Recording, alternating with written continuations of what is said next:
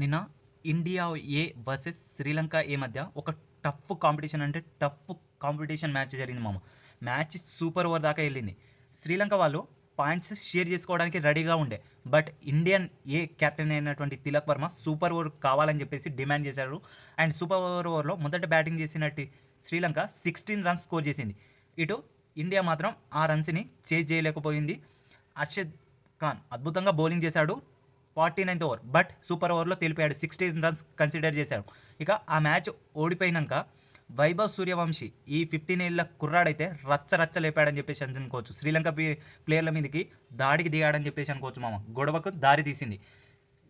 Young sensation Vaibhav Suryavanshi దీనికంటే ముందు జరిగిన ఐపీఎల్లో orange cap holder. But India ఏకు సెలెక్ట్ అయిన తర్వాత ఒక్క మ్యాచ్లో కూడా తను అనుకున్న స్థాయిలో అయితే రాణించలేదు.